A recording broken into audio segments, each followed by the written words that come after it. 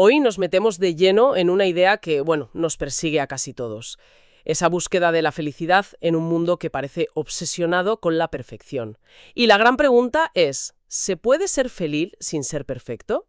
Pues para analizarlo vamos a sumergirnos en las ideas de un psiquiatra, Javier Schlatter, a través de varias de sus charlas y de su libro Ser felices sin ser perfectos. El planteamiento me parece fascinante porque va a la raíz del problema. Exacto. No se queda en la superficie del venga, sé más positivo, sino que se pregunta, a ver, ¿por qué hemos llegado a pensar que nuestra vida tiene que ser impecable? Y eso es lo interesante. Totalmente.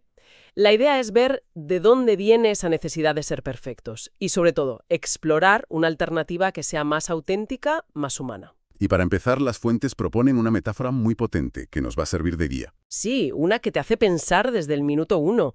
Nuestra vida se parece más a un museo o a un taller. Ahí es nada. Pues sí. Así que vamos a desgranar esto. ¿De dónde nace esta autoexigencia tan de nuestro tiempo? ¿Se nace con ella o se aprende? Pues a ver, es una mezcla de las dos cosas, y el análisis que propone Schlatter es muy revelador. Él dice que esta forma de ser, el perfeccionismo, no sale de la nada. Se apoya en tres grandes pilares, como tres raíces que se suelen formar en la infancia. ¿Y cuáles son? Pues son una hipersensibilidad emocional, una base de inseguridad y, como consecuencia de todo esto, una autoestima bastante inestable. Vale, empecemos por la primera, por la hipersensibilidad. Me gustó mucho una imagen que se usa para describirla. La del corazón con patas. Esa misma. Y se aclara que no es ni bueno ni malo, es un rasgo, sin más. Es sentir las cosas con más intensidad. Así es. El reto no es la sensibilidad. El reto es qué hacemos con ese torrente de emociones. Y aquí entra en juego lo que en las fuentes se llama el circuito del control emocional. El circuito del control. Sí. En nuestra cultura, muchas veces se enseña desde pequeños que ser maduro es no expresar demasiado lo que sientes.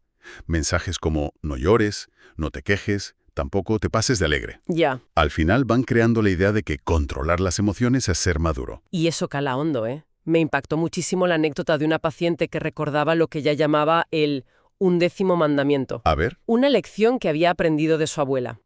Y ese mandamiento era: no molestarás. Es un ejemplo perfecto y muy sutil. Claro. Porque sin ninguna mala intención, ese mensaje le está enseñando a una niña a reprimir lo que necesita para no ser una carga.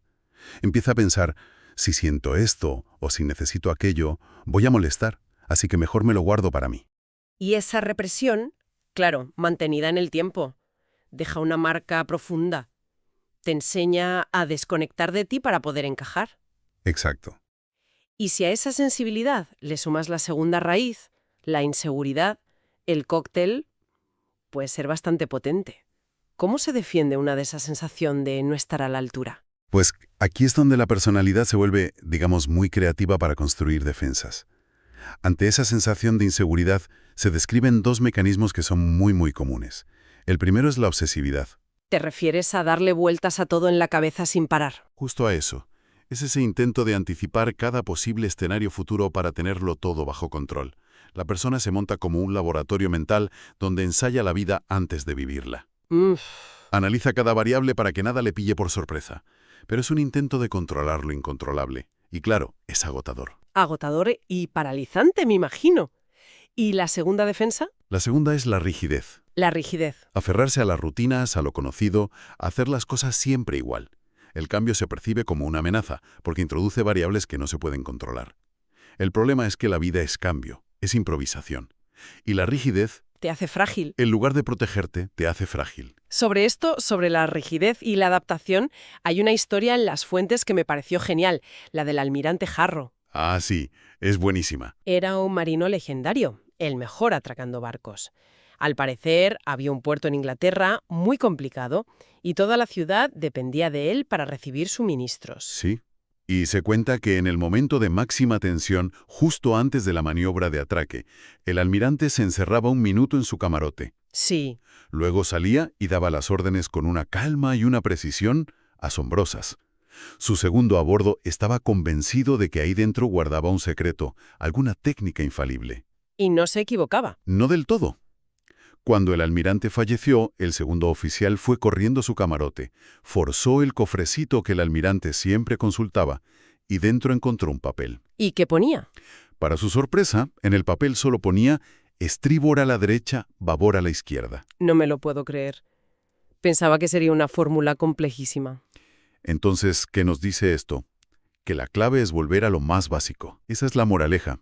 En los momentos de crisis, de máxima presión, cuando la rigidez amenaza con paralizarnos por el miedo a equivocarnos, lo crucial no es tener un plan perfecto para cada detalle. Claro. Lo crucial es aferrarse a lo esencial, saber qué es estribor y qué es babor. Si tenemos claros nuestros principios, nuestros valores, podemos adaptarnos a cualquier tormenta. Es una idea muy potente. Pero en el día a día, ¿cuáles serían nuestro estribor y nuestro babor? ¿Cómo identificamos eso cuando estamos bajo presión? Esa es la gran pregunta, claro. Podrían ser nuestros valores más profundos. La honestidad, cuidar de la familia, la creatividad, lo que para cada persona sea su norte. La rigidez te dice, hay que seguir este plan al milímetro. Ya. La sabiduría del almirante te dice, recuerda por qué haces esto y actúa en consecuencia, aunque tengas que improvisar. Entiendo. Y toda esta necesidad de control, de planes rígidos, me hace pensar que en el fondo hay una autoestima que necesita protegerse. Lo que nos lleva al tercer pilar, ¿no? La autoestima inestable. Sin duda, si una persona es muy sensible y se siente insegura, la autoestima se resiente. Y para compensar esa fragilidad, construye lo que en las fuentes se llama un escudo. Un escudo. Y el escudo más común en nuestra sociedad es precisamente el del perfeccionismo. Claro. La lógica sería algo como, si por dentro me siento frágil, voy a construir una fachada impecable. Exactamente. El razonamiento es, si hago todo perfecto, si saco un 10, si soy un profesional impecable, entonces, y solo entonces, conseguiré la valoración y el afecto que necesito para sentirme válida. Es una forma de apuntalar la autoestima desde fuera. Eso es. Se usa una metáfora muy buena para esto. Es como una casa que necesita andamiajes para no derrumbarse. Anda, qué buena. El valor personal no viene de la estructura, viene de los apoyos externos. Los logros, los resultados, la aprobación de los demás. Y eso, además de agotador, es increíblemente frágil, ¿no? Totalmente. Porque el día que el resultado no es perfecto, el día que no sacas el 10, todo el edificio amenaza con venirse abajo. Nuestra felicidad no puede depender de que todo salga siempre bien. Vale, entonces tenemos estas tres raíces: hipersensibilidad, inseguridad y una autoestima que depende del exterior. Y esto nos lleva a construir una vida de perfeccionismo. ¿Y a qué tipo de vida nos lleva esto? ¿Qué consecuencias tiene? Pues aquí es donde la metáfora central de Slater, la del museo y el taller, cobra todo su sentido. El perfeccionismo nos empuja a querer que nuestra vida sea como un museo. Un museo. Lo visualizo perfectamente.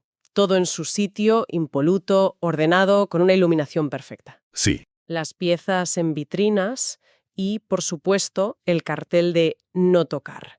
Suena bien, pero también suena un poco estéril, ¿no? totalmente. Pero es importante entender por qué es tan atractivo. El museo promete seguridad, promete control.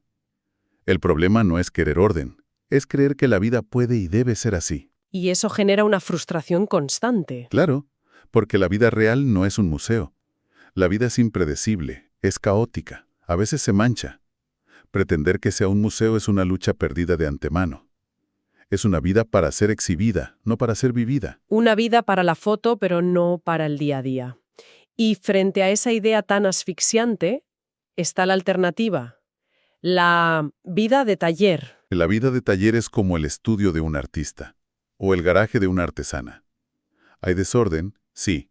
Hay polvo, herramientas por el medio, bocetos a medio terminar. Caos. Pero en medio de ese caos creativo, también hay obras de arte de un valor incalculable. Es un lugar dinámico, auténtico, en constante construcción. Y la idea es que nuestras vidas se parecen mucho más a eso. La verdad es que pensar en la vida como un taller es un alivio inmenso. Siento como si me quitaran un peso de encima. Da permiso, ¿verdad? Sí. Da permiso para ser una obra en proceso, para aceptar el desorden no como un fracaso, sino como parte de la creación. Aceptas que habrá manchas de pintura y serrín por el suelo. Es que esa es la clave. En un taller una mancha de pintura no es un desastre, Es la prueba de que se está creando algo. Un boceto fallido no es un fracaso, es un paso necesario. Claro, Permite el error, la prueba, la imperfección como parte del proceso de vivir. me encanta. Pero vale, quiero mudarme del museo al taller, quiero empezar a vivir así. Pero suena caótico. ¿Cómo se navega ese caos sin sentir que todo se desmorona? ¿Por dónde se empieza? Pues se propone un cambio de mentalidad que es sutil pero transformador.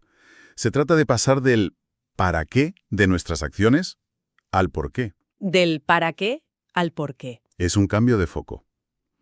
Normalmente, cuando nos preguntan por qué hacemos algo, respondemos con la finalidad, con el resultado. A ver si lo entiendo. Si me preguntan, ¿por qué trabajas tanto? Mi respuesta automática sería para ganar más dinero, para que mi familia esté orgullosa, para conseguir un ascenso. Esos serían los para qués, ¿no? Exacto.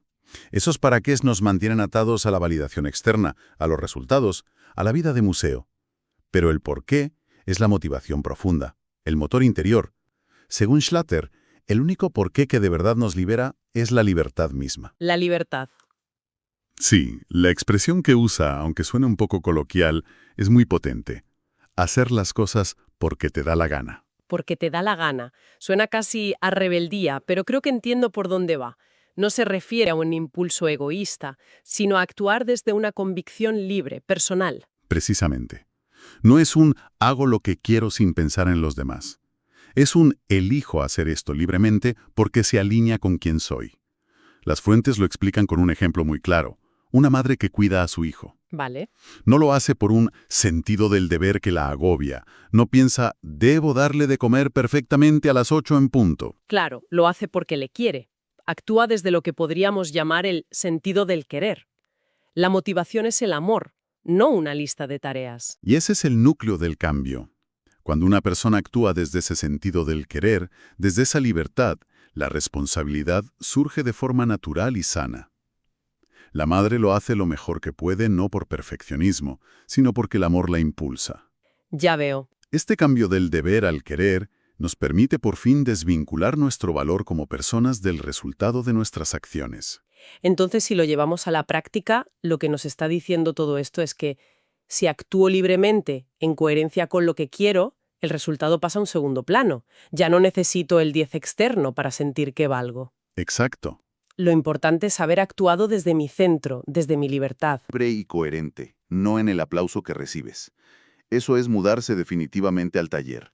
En el taller, el artista disfruta del proceso de pintar, aunque el cuadro final no acabe en un museo.